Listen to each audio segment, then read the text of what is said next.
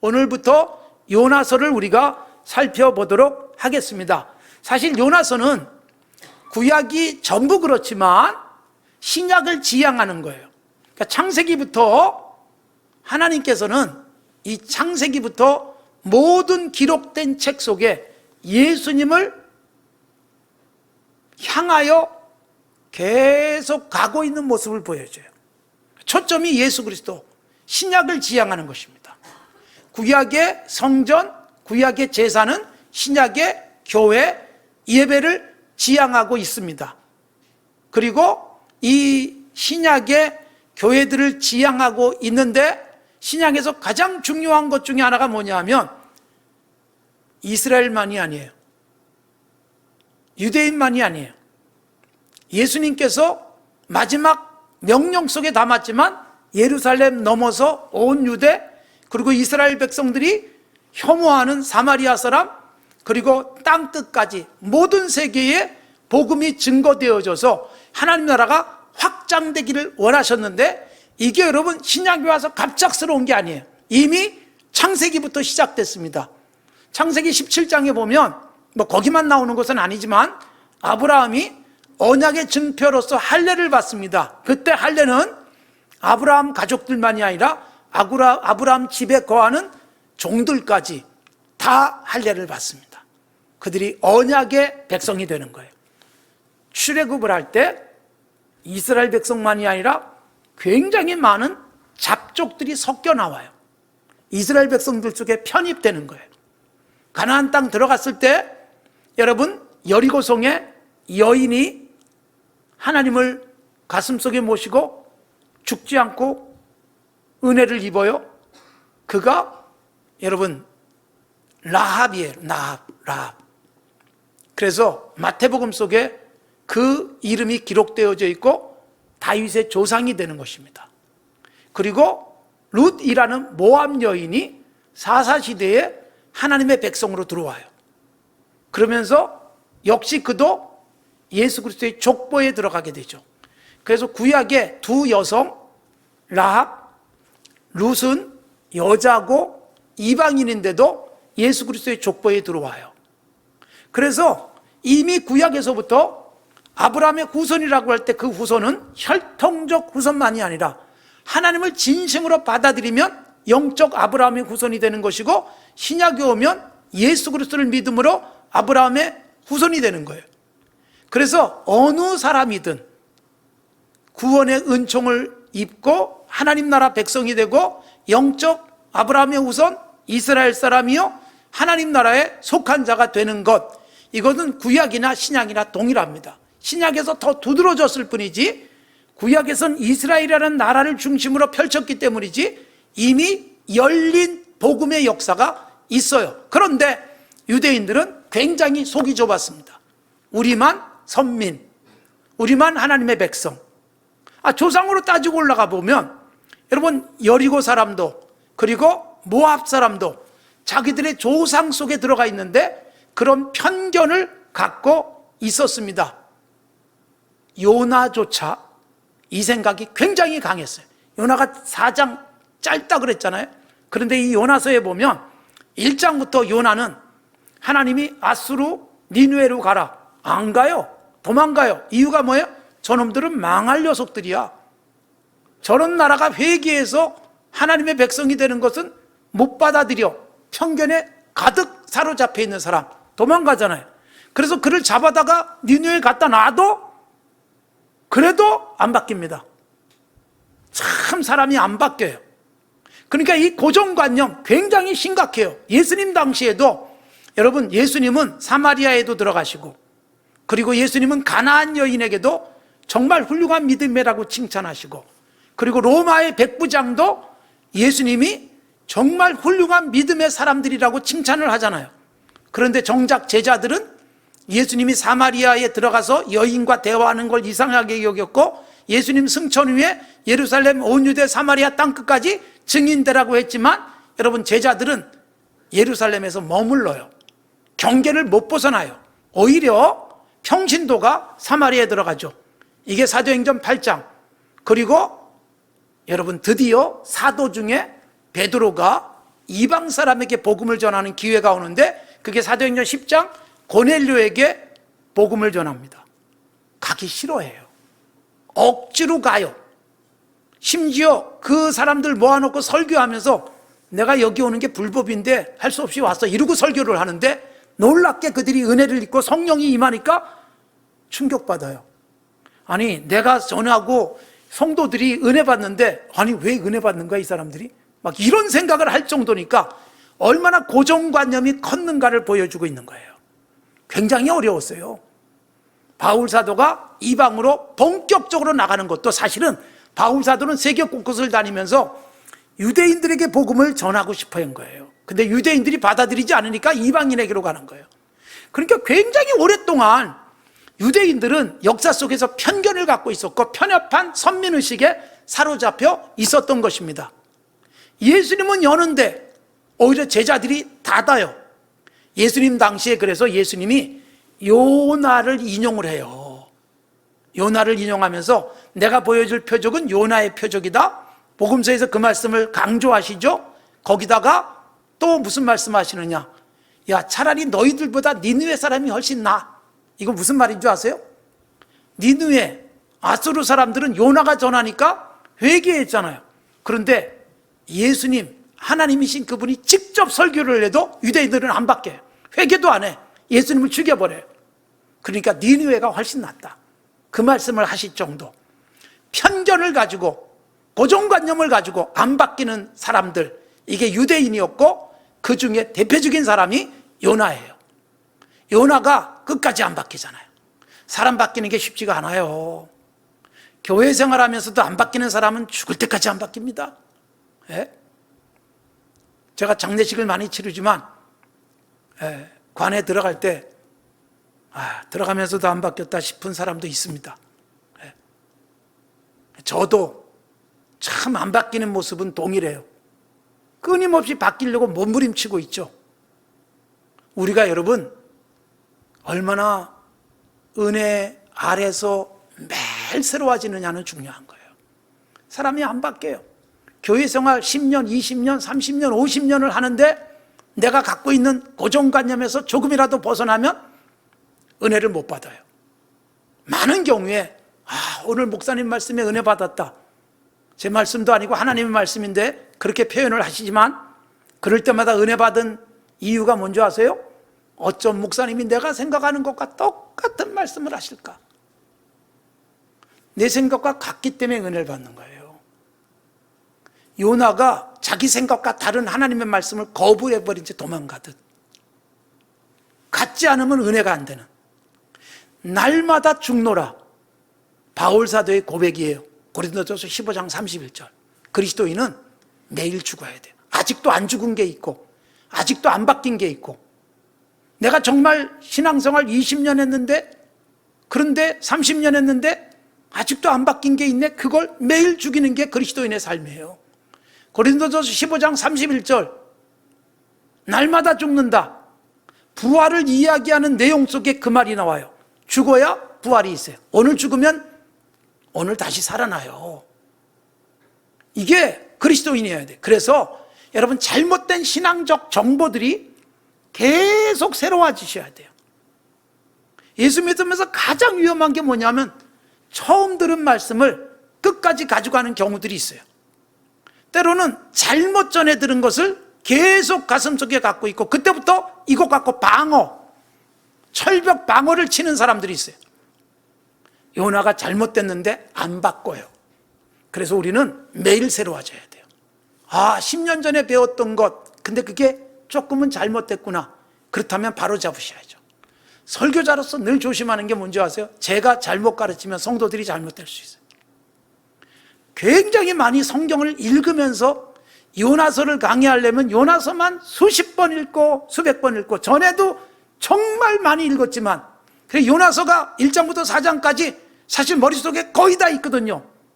그렇지만 내가 이걸 쓰고 그리고 혹시라도 원래 의도하고 잘못된 설교를 할까 봐 항상 점검합니다.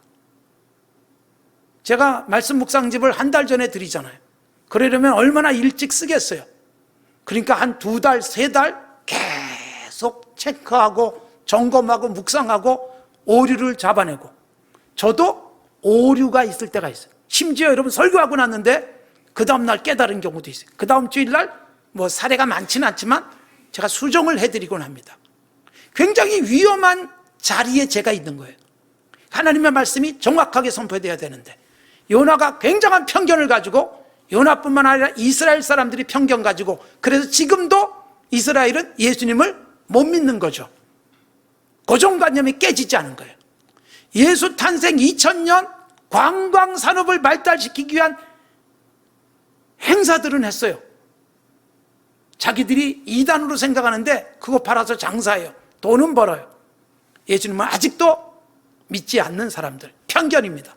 이 편견이 계속되고 있는 거예요. 우리가 조심하셔야 돼요. 요나는 고정관념, 사람 바뀌는 게 쉽지 않다는 걸 우리에게 보여주고 있어요. 그런데 여러분, 재밌게도 요나의 이름이 뭔지 아세요? 비둘기라는 뜻이에요.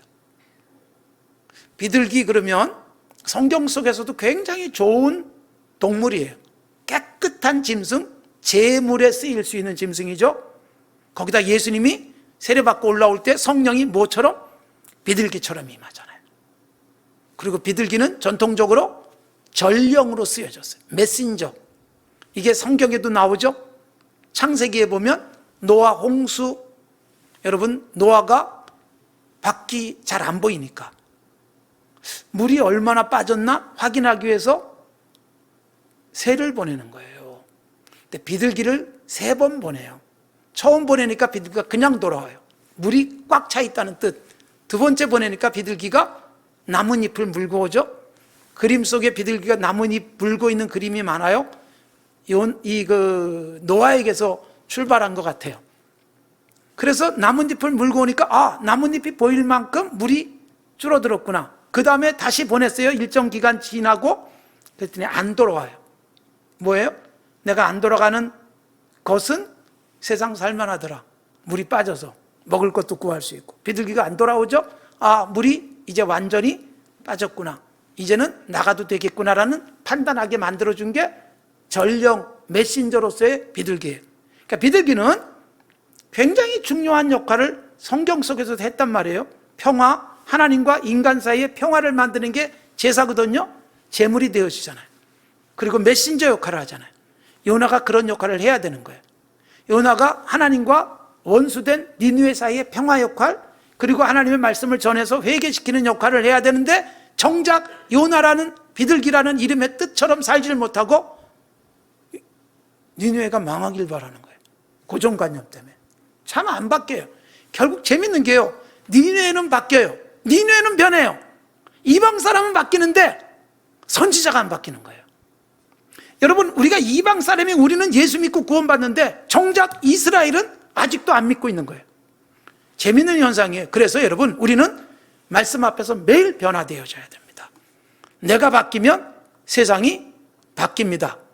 이 요나가 누구의 아들로 되어 있어요? 아미떼의 아들 요나. 근데 여러분, 이 아미떼가 누군가 보니까 여러분 신기하게도 역사서에 나와. 열왕기하 14장 25절에 아미떼의 아들 선지자 요나가 등장해요. 여러분 거기도 한 줄 나와요. 그 요나의 실존적 인물임을 보여주고 있죠. 거기다가 그 아미떼가 가드, 헤벨, 아미떼 그렇게 돼 있어요. 여러분, 이름 앞에 또 다른 이름이 나오는 것은 지명이에요. 거기 출신. 이를테면 아리마대 요셉은 아리마대 사람 요셉이잖아요. 그러니까 가드 헤벨 사람 아미떼의 아들 요나. 가드 헤벨이 어딘가 보니까 이게 이스라엘의 갈릴리 지역의 나사렛 근처예요. 재밌게도 예수님이 나사렛 사람으로 불렸어요. 거기서부터 복음을 전하고 온 이스라엘에, 그리고 땅끝까지 복음이 확산되게 하셨는데 그 근처 사람이에요. 요나가 그쪽 사람이라는 거예요.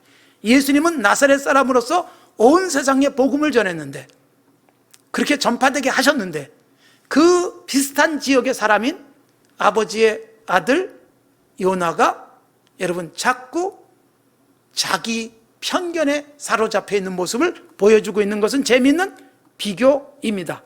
결국 나사렛 예수처럼 바로 이 아미떼 아들 요나가 복음을 온 세상에 확산시켜야 될 사명을 갖고 있는 것이죠. 그가 어디로 가도록 하나님이 요구하셨어요? 보세요. 니느웨였습니다. 자, 오늘 읽은 말씀에 보면 2절에 니느웨가 어떤 상태냐? 니느웨의 악독이 상달됐다. 하나님께 미쳤다, 그런 뜻이에요. 하나님께 도달했다. 여러분, 상달. 신약 성경 아까 고넬료 이야기를 했지만 사도행전 10장에 보면 고넬료의 기도 구제가 하나님께 상달되어져요. 진지한 기도를 한 사람이에요. 구제가 가짜가 아니라 하나님이 받으실 만한 구제를 했던 사람.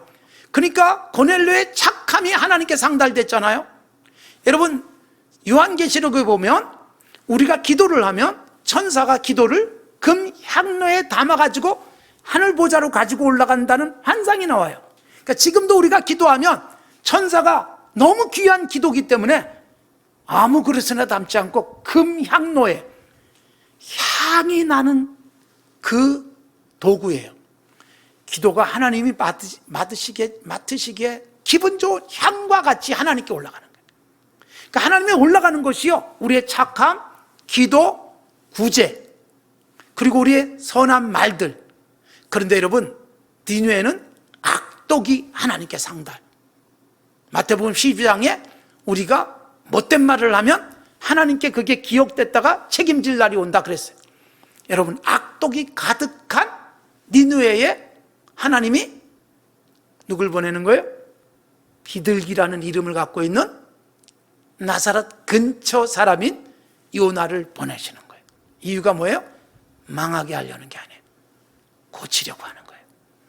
바꾸려고 하는 거예요. 세상을 바꾸기 위해서 요나를 보내는 거예요. 세상을 바꾸기 위해서 예수님이 오신 거예요. 세상을 바꾸기 위해서 이제는 우리를 보내는 거예요. 우리가 여러분, 세상을 바꿔야 될 사명을 가지고 교회로 살고 있고 그리스도인으로 살아가는 거예요. 세상을 바꿀 수 있는 에너지가 성령이에요. 근데 성령이 쓰고 있는 도구가 뭐냐? 말씀이에요.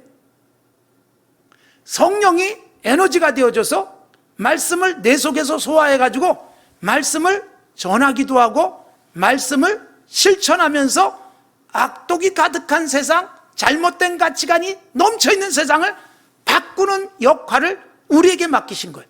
예수님은 아버지가 보내서 오셨고 우리는 예수님이 보내서 세상을 향해서 가는데 가기 전에 성령 충만해야 될 우리들은 정말 중요한 게 성령은 말씀과 함께 임하는 거예요. 그래서 1절 오늘 제목으로 잡았어요. 요나에게 임하는 말씀. 요나에게 임하는 말씀. 말씀이 요나에게 임하니라. 우리가 여러분 말씀이 우리에게 제대로 임해야 돼요. 말씀이 임해야 되는데 이게 여러분 히브리어로 쓰여졌거든요. 구약 성경이. 요나서도 마찬가지예요. 여러분 이 히브리어 어수는 그렇습니다. 우선 히브리어를 쓸 때는 우리는 왼쪽에서 오른쪽으로 글씨를 써내려가지만 히브리 사람들은 왼쪽에서부터 오른쪽으로 글씨를 써요. 그래서 히브리어 책은 왼쪽에서 이렇게 오른쪽으로 읽어야 돼요. 굉장히 헷갈릴 수 있어요. 글씨 쓰는 게 얼마나 불편하겠어요. 왼손으로 써야 제일 편한 아마 히브리어일 거예요. 이렇게 되어 있습니다. 이만이라. 뭐가? 여호와의 말씀이. 누구에게? 요나에게. 요 어순이에요. 그런데 이만이라라는 단어의 앞에 접속사가 붙어 있어요. 그 접속사가 뭐냐? 와우. 와우 하야. 그렇게 시작을 해요. 요나서가 시작되는데 와우 하야. 이게 무슨 뜻이냐면 또 이만이라. 그리고 이만이라. 앞에 그리고 또라고 번역할 수 있는 접속사가 붙어 있어요. 책이 시작되는 거 이게 2장도 아니고 3장도 아닌데 1장에 또 이만이라. 이게 무슨 말인 줄 아세요? 우리말엔 번역이 안 돼 있고 영어에도 그게 번역이 되어 있지 않아요.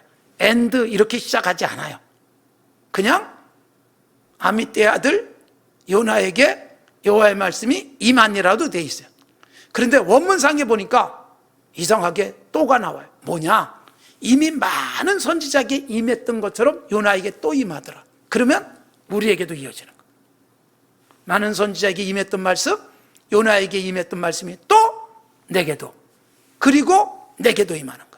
그래서 우리도 말씀을 늘 임하는 삶을 사셔야 돼요. 성경을 읽는 것은 말씀이 내게 임하는 시간, 기도하는 시간은 말씀이 내게 임하는 시간. 그래서 여러분, 성경을 읽으면서 어느 날 잘 깨달아지지 않았는데 10번쯤 읽었는데 확 들어올 수 있어요. 얼마나 기쁜 줄 아세요? 많이 경험을 하셨을 거예요. 끊임없이 성경을 읽으면서 정말 얼마나 행복한 줄 아세요? 오늘은 이렇게 말씀하시네. 똑같은 구절을 10년 후에 읽었는데 새롭게 깨달음을 주시기도 해요. 무궁무진하게 이 말씀이 나오는데 말씀이 임할 때마다 행복하고 즐겁고 기뻐요. 또 임하는구나, 또 주시네. 그런데 여러분, 이게 기도하면서도 임해요. 말씀을 읽고 묵상하고 가슴 속에 있었는데 어느 날 기도하다가 그 말씀이 내게 새롭게 해석되어지고 새롭게 적용되어지고 새롭게 에너지가 되는 거예요. 깨닫게 하시는구나. 그러나 조심해서 제가 늘 표현합니다. 하나님이 기도하는데 내게 이렇게 말씀하셨습니다. 이렇게 말씀하시는 분들도 계시는데 좀 위험할 수 있어요. 마치 계시받는 것처럼. 성경으로 거의 완성된 거예요. 그래서 우리는 그런 표현보다는 기도하다가 깨달아졌다가 적절한 표현이에요. 그러니까 여러분, 기도하면서 말씀 읽으면서 계속 하나님의 말씀이 내게 임하는 기쁨, 감격, 그리고 임하면 그대로 가서 바꾸지 않고 변질시키지 않고 전할 수 있는 삶. 요나는 도망가다가 잡혀서 다시 전하잖아요. 즉각적으로 전하고 그대로 전할 수 있는 그리스도인의 삶이 필요한 거예요. 외쳐라 그랬잖아요. 여러분, 외친다는 것은 큰 소리로 외치는 거예요. 그런데 이 외침은 소리가 있어야만 외치는 건 아니잖아요. 하나님께서 내게 주신 말씀을 너무나도 제대로 이해하고 기쁨과 즐거움이 있어서 그대로 사는 것, 정말 소리 없는 외침이 되는 거예요. 유치한 시인의 시처럼 소리 없는 외침이에요. 그리스도인이 저렇게 사는데 누군가가 도전을 받아요. 저렇게 사는구나. 찔리네? 이거 외침이에요. 요나는 가서 외치니까 찔려서 회개했지만 조용한 외침으로 살아가는데 누군가가 반성하고 누군가가 회개하고 누군가가 도전받고, 이게 외침. 교회 그리스도인이 소리를 높이지 않아도 세상의 소금, 세상의 빛, 빛이, 소금이 소리 지르지 않지만 세상에는 대단한 외침, 생명력이 있으면, 그래서 우리가 말씀이 늘 임하는 삶을 살아야 돼요. 요나에게 임했지만 나에게도 임해야 돼요. 요나만이 아니라 나에게도 임하는 삶, 그 말씀이 자주 임하고 말씀 속에 살아야 되는데, 하나님의 말씀은 신비하게 임하는 거예요. 관심, 그리고 사랑, 그리고 열정을 가지면 소리가 들리기 시작하고, 들리면 내가 바뀌는 거예요. 그걸 전하는 거고, 그걸 세상에 보여줘서 니누에를 바꿔버리는 것. 그러고 해서 내가 먼저 변해야 되는 거예요. 내가 바뀌지 않은 채 전하기도 해요, 요나처럼. 그러나 내가 바뀐 채 감격 속에 전하면 얼마나 더 놀라운 변화가 세상에 일어나겠습니까? 사랑하는 성도 여러분, 내가 말씀이 늘 임하는 삶을 사십시오. 나를 통해서 세상을 바꾸고자 하는 하나님의 거룩한 도구가 되시고, 하나님의 목소리가 되시고, 하나님의 발이 돼서 가고, 악독이 가득한 세상에 악독을 청소해내고 은혜를 가득 채우는 건강한 메신저로 살아가셔야 돼요. 건강한 비둘기가 돼야 돼요. 그래서 하나님과 등져 있는 사람에게 평화를 만들어주고, 들어본 적이 없는 메시지를 들려주고 보여주는 건강한 그리스도인 교회, 그런 역할 이 시대에 필요한 것이고, 코로나19 상황 속에 우리들이 여러분 더 그리스도인다운 모습 세상에서 열매로 전파할 수 있기를 바랍니다.